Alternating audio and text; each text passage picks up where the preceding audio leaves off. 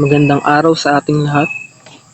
Atin naman tatalakayin ng panitikan sa panahon ng Hapones.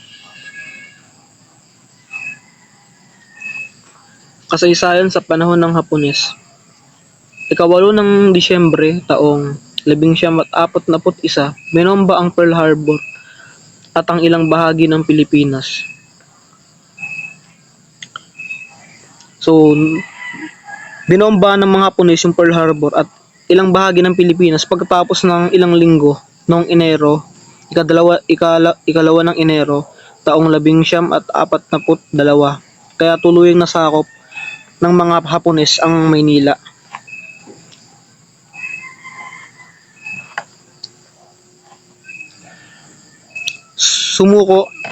Sumuko ang Bataan noong 9 ng Abril taong 1942 at naganap ang Marcha ng Kamatayan. Lumapag ang pwersa ni Douglas MacArthur at nagsimula ang digmaan sa nagpalaya sa Pilipinas noong Oktubre taong 1944. So yun, nangyari sa Bataan, matapang na lumaban ang mga sundalong Pilipino at Amerikano, ngunit sumuko rin sila noong Abril. Kaya dito nagsimulang ang malupit na Marcha ng Kamatayan kung saan libo-libong sundalo ang namatay sa gutom at uhaw at pagod. Makalipas ang 2 taon, bumalik si General Douglas MacArthur sa Leyte noong Oktubre taong 1944 upang tuparin ang kanyang pangakong "I shall return". Kaya muling nagsimula ang digmaan para sa kalayaan ng bansa.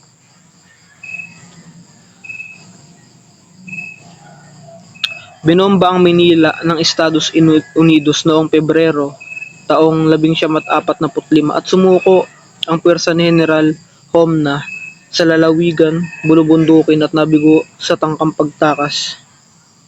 So noong Pebrero 19 taong 1945, yun nga, nagkaroon ng pambobomba ang mga Amerikano sa lungsod ng Maynila upang mapalayas ang mga Hapones. Sa wakas, noong taong 1945, sumuko si General Yamashita sa Cordillera at natapos ang madilim na yugto ng pananakop ng mga Hapones sa Pilipinas. Dako naman tayo sa pangalawang slide. Ang panahong ito sa kasaysayan ng panitikan ng Pilipinas ay tinaguriang ginto. Gintong panahon ng panitikang Pilipino dahil ligit na malaya ang mga Pilipino sa pagsulat ng panitikan at pagsanib ng kultura, kaugalian at paniniwala. So, paghinto ng paggamit ng wikang Ingles, yung gintong panahon ng panitikang Pilipino, ayun yung pinagbabawal ng mga Hapones ang paggamit ng wikang Ingles. Kaya't dumaganap ang pagsulat ng wikang Tagalog at iba pang katutubong wika. Ito naman yung pagyabong ng panitikang Pilipino. Nalinang ang panitikang Tagalog gaya ng tula, maikling kwento, dula at sanaysay. Pagsanib ng kultura at paniniwala, mas nabigyang pansin ang mga temang ito, makabayan, tradisyonal at nakaugat sa katutubong kultura. So pagusbong ng mga manunulat, maraming manunulat ang lumitaw gaya ni na Liwayway, Arceo, Alejandro Abadilla at Narcisco Reyes. So kaya dito na po tayo nagtatapos. Maraming salamat. Magandang araw po sa lahat. Ako po si Angelo Villanueva at ito po ang pagpapatuloy ng kasaysayan sa panahon ng Hapones. Ipinagbawal ang mga magazine Ingles tulad ng Tribune at Free Press. So dito pinagbawalan po ng mga Hapones kasi sa kadahilan ng ayaw nilang kumalat ang mga balita at ideya mula sa ibang bansa. Ipinagbawal ang paggamit ng wikang Ingles at itinaguyod ang pagpapayaman ng panitikang gamit ang katutubong wika sa bansa. So dito naman po ay pinagbawalan din nila ang pagsasalita ng Ingles at pagsusulat din para magamit natin ang Tagalog at iba pang wika ng Pilipino. Sinunog ang mga aklat na nasusulat sa Ingles upang masigurong hindi mababahira ng kanlurang ideya ang panitikan likha. Kaligirang pampanitikan, media at paaralan. Naging susi upang mapalaganap ang kultura at wikang Hapon. So dito po ginamit ng mga Hapones ang radyo, paaralan at pelikula para maturuan ng mga Pilipino ng kulturang Hapones at wikang Hapon. Tribune, pahayagan sa wikang Ingles. So ang Tribune daw po ay isang importanteng pahayagan sa Ingles na ipinagbawal ng mga Hapones. Taliba at Liwayway ang dyaryong na mayagpag noon sa tulong ni Kenichi Ishikawa. Ang Taliba at Liwayway daw po ay mga pahayagang Tagalog na sumikat noong panahon ng Hapon sa tulong ni Ishikawa. Buhay lalawigan ang kadalasang paksa ng akdang pampanitikan noon. So dito po tinalakay ang kwento at tula noon tungkol sa buhay sa probinsya. At dito naman po sa aking report ay tatalakayin ang mga uri ng akda sa panahon ng Hapones. Isa na po dito ay ang maikling kwento. Ang maikling kwento ay nakilala at umunlad noong panahon ng mga Hapones. At ang isa sa pinakamahusay at sikat na akda ay ang ginawa ni Narciso Reyes na pinamagatang Ang Lupang Tinubuan noong 1945. At nandito rin po ang tatlong pinakamahusay na kwento sa panahon ng Hapon na pinamagatang Lupang Tinubuan ni Narciso Reyes at Uhaw ang Tigang na Lupa ni Liwayway A. Arceo at ang huli ay Lungsod, Nayon at Dagat-Dagatan ni NBM Gonzales. At noon rin po uso rin po ang dula. Ito ay libangan ng mga tao upang makalimot sa kawalan ng karahasan. At kadalasang ang paksa o ang mga pamagat ng mga ginagawa nilang dula ay tungkol sa pag-ibig. Ang mga artista daw po, ang tawag noong unang panahon ng mga Hapon is pugo at tugo. Ang dula ay pinapalabas o ginaganap sa Avenue Theater at Live Theater.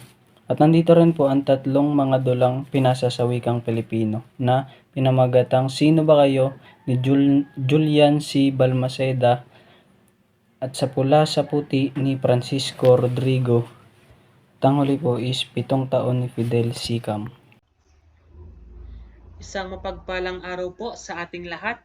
Ako nga po pala si Rel J. Makabudbod upang magbahagi sa inyo ng konting kaalaman patungkol sa panitikan sa panahon ng Hapon. So makikita natin dito ang mga uri ng akda sa panahon ng Hapon. So dito makikita natin ang maikling kwento na kung saan ito ay naitalakay na ng aking ibang kagrupo at ang dula, ito din po ay naitalakay na ng aking ibang grupo at ito, tula. Dito, magbibigay tayo ng pansin patungkol sa tula na niambag ng Hapon sa ating panitikan.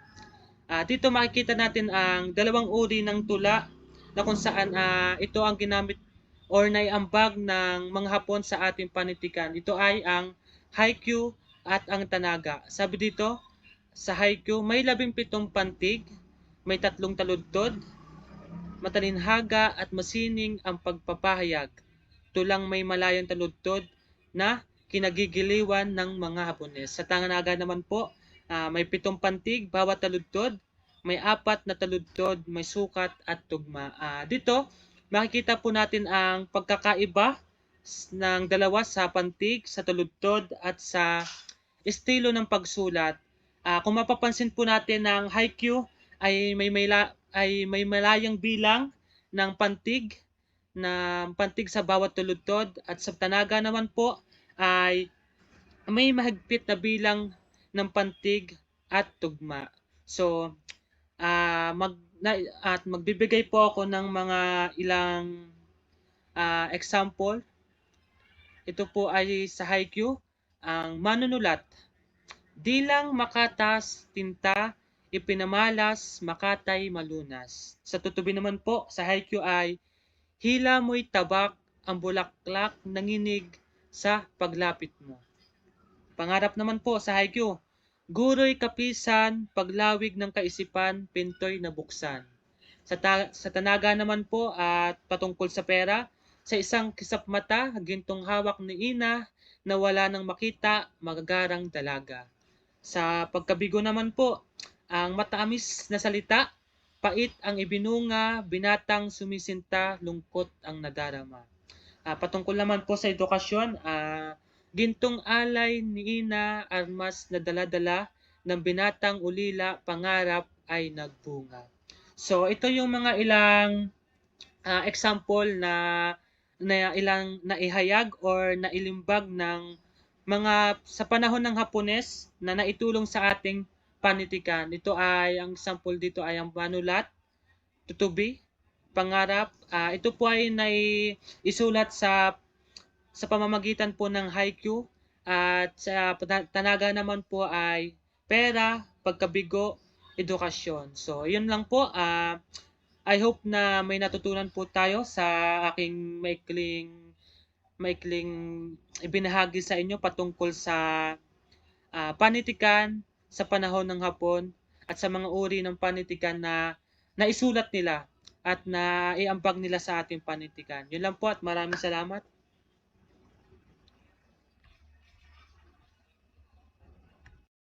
Okay. Ito pong topic na punta sa akin ng katangian ng mga akda sa panahon, hapon.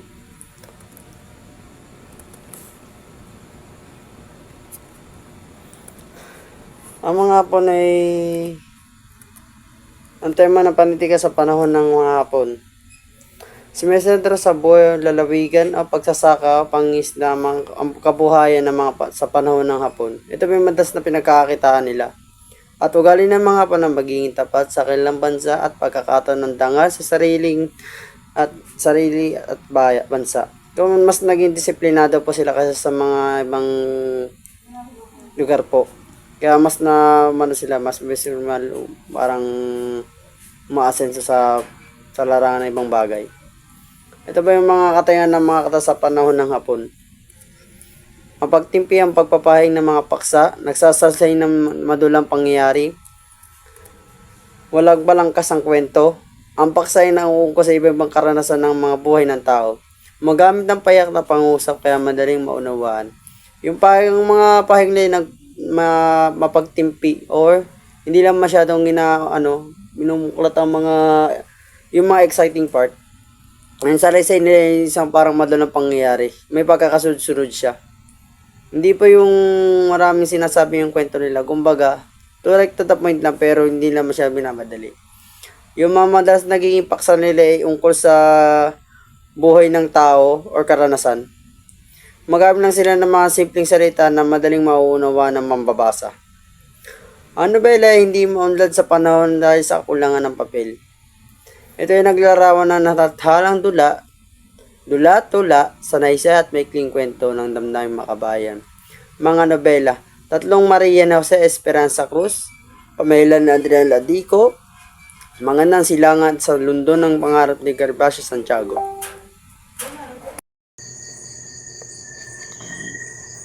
Ako si Kim Lloyd Colminas at ang susunod nating tatalakayin ay ang mga sikat na manunulat noon at ang mga kanilang akda. So una na dyan is si Jose Ma Hernandez, ang sumulat ng Panday Pira.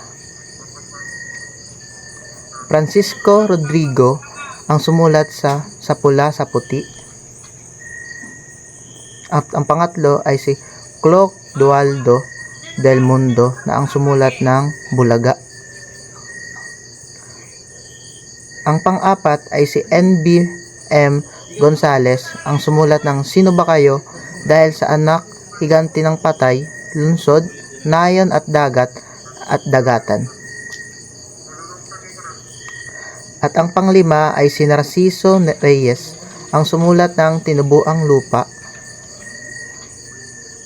At ang pang-anim ay si Liwayway Arceo na ang sumulat ng Uhaw ang Tigang na Lupa. At ang pang-pito na si Jose Esperanza Cruz na sumulat ng Tatlong Maria. At sumunod dito ay si Isidro Castillo na siyang sumulat ng Lumubog ang Bituin. At ang panghuli, si Gervasio Santiago na ang sumulat ng Salundo ng Pangarap.